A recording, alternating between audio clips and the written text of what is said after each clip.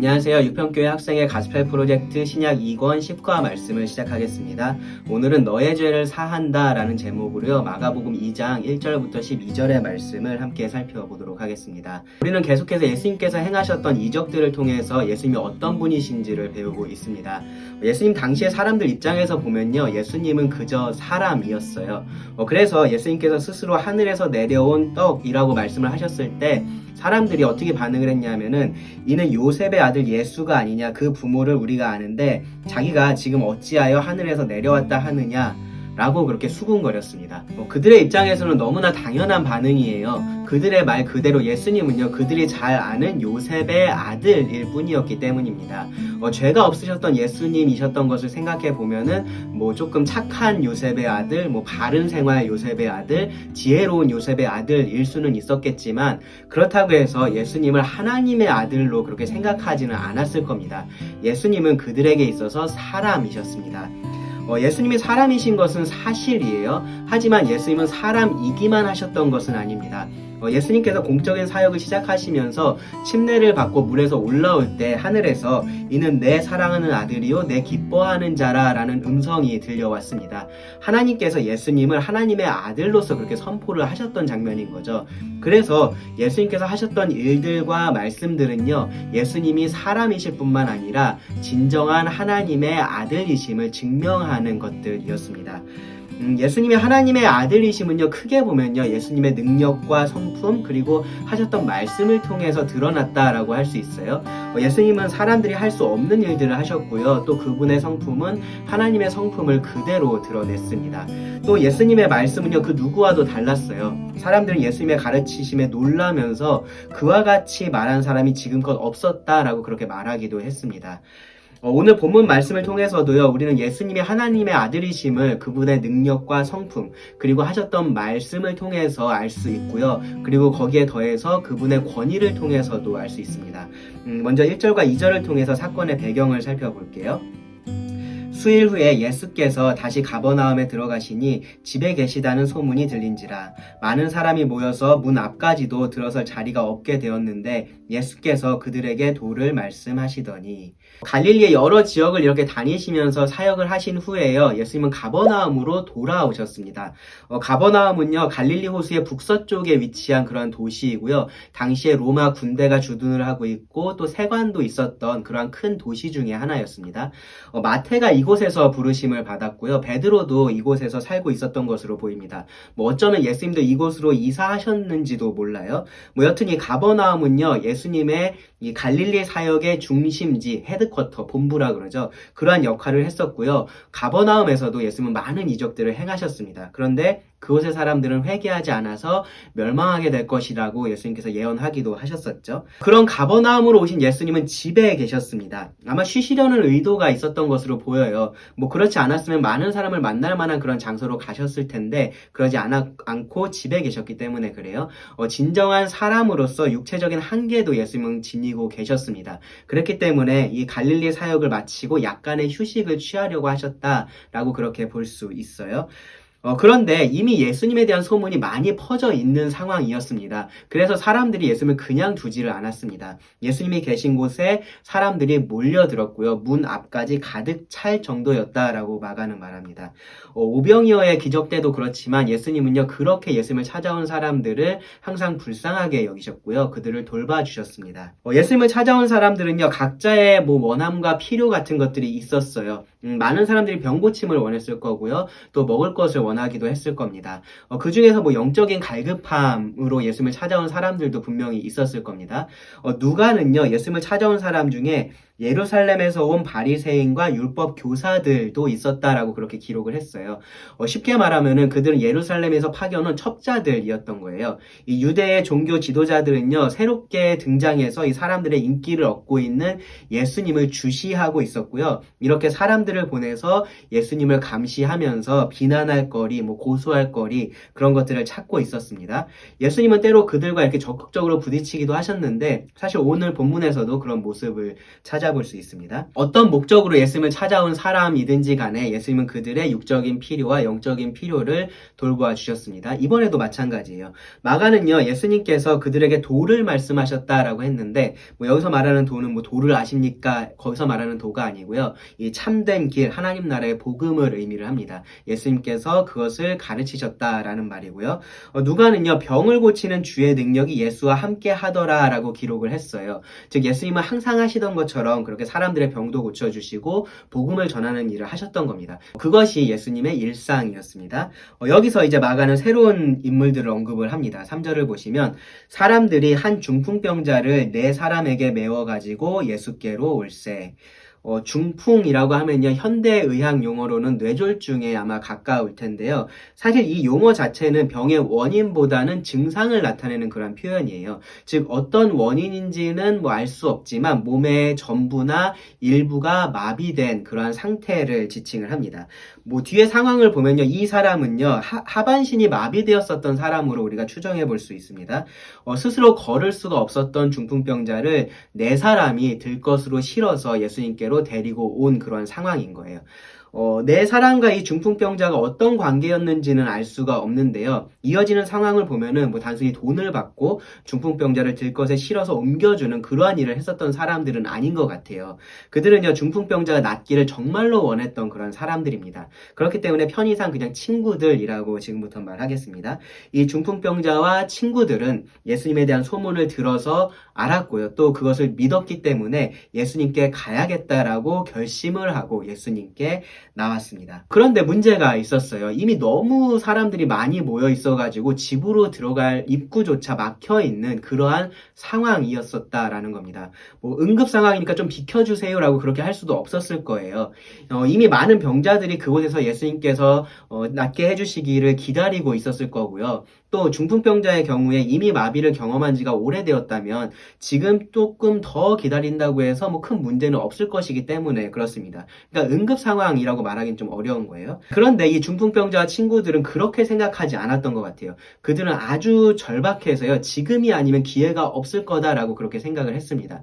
그래서 그들은 또 한 번 아주 중요한 결심을 하고 시행을 합니다. 4절을 보시면 무리들 때문에 예수께 데려갈 수 없으므로 그 계신 곳에 지붕을 뜯어 구멍을 내고 중풍병자가 누운 상을 달아내리니, 그들은요, 문으로 들어갈 수가 없어서 돌아갔어요. 그렇죠? 자기 집으로 돌아간 게 아니고요, 다른 길로 돌아서 갔습니다. 더 정확히 말하면은 다른 길을 만들어서 갔습니다. 바로 지붕을 뚫는 거죠. 여기서 이제 두 가지 의문이 생길 거예요. 어떻게 지붕을 뚫어서 사람을 내릴 만한 그러한 큰 구멍을 만들 수 있었을까? 그리고 그 전에 어떻게 지붕에 사람을 메고 올라갈 수가 있었을까? 그렇게 우리가 의문을 가질 수 있습니다. 이 이미지들은요, 예수님 당시의 집 구조를 보여주는 건데요. 가장 아래쪽은 마당 같은 공간이어서요, 짐승하고 같이 그렇게 생활을 합니다. 예수님께서 태어나셨던 마구간이 바로 이런 장소라고 할 수 있어요. 그리고 그 위층 혹은 조금 높은 곳은요, 가족들이 생활하는 그러한 공간인 거예요. 거기서 잠도 자고 쉬기도 하는 그러한 공간인 겁니다. 그리고 이제 그 위에 지붕이 있는데, 그 지붕을 보면은 나무로 골격을 만들어 놓고요, 그 위에 갈대나 지푸라기 같은 것들을 얹어 놓고 흙을 발라서 이렇게 평평하게 그렇게 만들어 놓은 것을 볼 수가 있습니다. 거기서요, 이제 곡식을 말리기도 하고 여름에 더울 때는 해가 지고 나서 거기 올라가서 휴식하기도 하던 그러한 공간이에요. 그래서 이제 올라갈 수 있는 계단이나 사다리가 있는 것도 볼 수 있습니다.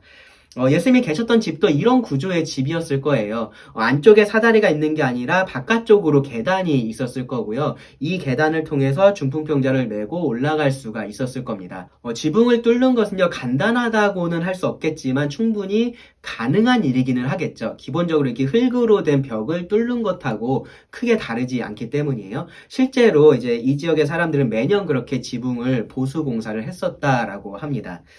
그만큼 약했었던 거죠. 그런데 이제 가능하다라고 말하는 것하고 실제로 하는 것은 사실 다르잖아요. 특히나 지금은 예수님 때문에 사람들이 엄청나게 그 집에 이렇게 몰려 있었던 상황이에요. 그런 상황에서 지붕을 뚫고 사람을 그 가운데로 내리겠다라는 생각을 하는 것 자체도 사실은 쉽지 않은 거예요. 사실 말이 안 됩니다. 여러분이 그런 중풍병자와 친구들의 상황이었다라고 한번 생각을 해보세요. 여러분 어떻게 하시겠습니까? 저 같으면요, 그런 상황 상황이면은 그냥 집으로 돌아갔다가 나중에 다시 오자 그렇게 했을 것 같아요. 누가 지붕을 뚫자고 옆에서 말을 하면요, 그러지 말라고 말렸을 겁니다. 그거 너무 무례한 일인 것 같고요. 실제로 남의 집을 손상시키는 일이잖아요. 그러니까 주인의 허락도 받지 않고 그렇게 하면 안 되는 그러한 일이라는 생각이 듭니다. 그런데 여기 이 중풍병자하고 친구들은요, 그런 예의를 갖추는 것보다 지금 생명을 살리는 일에 더 그렇게 몰두하고 있다라는 것을 우리가 알 수 있어요. 갖추지 못한 예의는 나중에 사과하고 용서를 구할 수 있죠. 집이 손상됐으면 그것을 나중에 복구할 수도 있습니다. 그런데 누구도 고칠 수 없는 이 병을 고칠 수 있는 기회는 지금이 유일할 수도 있었던 거죠. 그렇기 때문에 그들은 정말로 절박한 심정으로 지금 이렇게 예수님을 찾아왔었던 거고요. 또 그랬기 때문에 무슨 수를 써서라도 예수님을 만나야겠다라는 그러한 생각밖에 없었던 것 같습니다. 그리고 예수님만 만나면 예수님께서 이 중풍병자를 고쳐주실 것이다 라는 것에 대한 확신도 가지고 있었다라고 볼 수 있습니다. 그들은 확신 가운데 이 지붕 위에 올라서 지붕을 뜯어내기 시작을 했을 겁니다. 도구를 사용했겠죠. 처음에야 아무도 눈치채지 못했겠지만 지붕이 뜯어져 나갈수록 집안에 있던 사람들도 뭔가 좀 이상한 일이 일어나고 있다라는 것을 그렇게 알 수 있었을 거예요. 마침내 지붕에 구멍이 나고요. 상대적으로 어두웠던 그 집안에 밝은 빛이 그 지붕의 구멍을 통해서 들어왔을 겁니다. 이 상황을 예수님께서 보셨습니다. 못 보실 수가 없었겠죠. 사실은 이미 무슨 일이 일어날지도 예수님은 알고 계셨을 겁니다. 아마 그 자리에 있던 모든 사람들이 일순간 이 당황스러운 상황으로 인해서 아무 말도 못하고 서 있었을지도 모르겠어요. 그런 가운데 이제 중풍병자가 들것에 실려서 이렇게 내려왔습니다. 그리고 예수님께서 말씀하시죠. 5절을 보시면 예수께서 그들의 믿음을 보시고 중풍병자에게 이르시되 작은 자야 너의 죄사함을 받았느니라 하시니. 이 말씀은요, 그 자리에 있었던 모든 사람들에게 의외의 말씀이었을 거예요. 이 중풍병자가 기대하고 있었던 말은 너의 죄사함을 받았느니라가 아니라 너의 병이 나았느니라 였을 겁니다. 그 자리에 있던 사람들도 아마 비슷한 생각을 하고 있었을 거고요. 어떤 사람들은 예수님께서 이 무례한 사람들을 좀 꾸짖어 주시기를 바라고 있었을 수도 있습니다. 그런데 예수님께서 하신 말씀은 작은 자야 너의 죄사함을 받았느니라 였습니다. 여기 작은 자라는 표현은요, 이 사람이 키가 작거나 그런 말을 하는 게 아니고요. 예수님이 이제 어른이 아이를 부르듯이 그렇게 친근하게 부르셨다라는 것을 우리가 알 수 있는 표현입니다. 그리고 예수님은 그의 죄가 사하여졌음을 선포를 하셨어요. 어쩌면 이 중풍병자는요, 자신의 어떤 죄로 인해서 이렇게 몸이 마비되는 병을 얻었을 수도 있지만 예수님의 이 말씀만으로 그것을 확언할 수는 없습니다. 하지만 그것하고 상관없이요, 이 중풍병자 자신은요, 당시 사람들의 일반적인 그런 믿음을 이 사람도 가지고 있었을 거예요. 그래서 자신이 어떤 죄 때문에 이런 심판을 받는다라고 그렇게 충분히 생각했을 수 있습니다. 그러니까 예수님께서 죄사함을 선포하시는 그 말씀이 이 중풍병자에게는 나의 병이 나았구나 라는 말하고 동일하게 그렇게 들렸을 겁니다. 그런데 여기서 중요한 것은요, 예수님께서 병 고침이 아니라 죄사함을 먼저 말씀을 하셨다라는 거예요. 사실 중풍병자만 생각을 한다면은 그렇게 말씀하실 이유가 없습니다. 그의 병을 먼저 고쳐주시고 그의 믿음으로 말미암아서 영적인 질병인 죄에서도 해방이 되었다라고 그렇게 선포하셨어도 돼요. 그런데 예수님은 그 자리에 있었던 서기관들, 또 더 나아가서는 그 자리에 있던 다른 사람들을 지금 염두에 두시고 이렇게 말씀을 하신 겁니다. 이 예수님의 말씀을 듣자마자 서기관들이 동요하기 시작했죠. 6절, 7절을 보세요. 어떤 서기관들이 거기 앉아서 마음에 생각하기를 이 사람이 어찌 이렇게 말하는가 신성 모독이로다. 오직 하나님 한 분 외에는 누가 능히 죄를 사하겠느냐. 서기관들은요, 율법의 전문가들이에요. 그러니까 다른 무엇보다도 지금 예수님께서 하신 이 말씀 자체의 문제를 생각하고 있었던 거예요. 어떻게 이 사람이 죄사함을 받았다라고 그렇게 말할 수 있느냐, 선포할 수 있느냐라는 겁니다. 오직 하나님만이 하실 수 있는 그 말을 사람이 했기 때문에 이들은요, 예수님이 신성모독의 죄를 범했다라고 그렇게 결론을 내리고 있었던 거예요.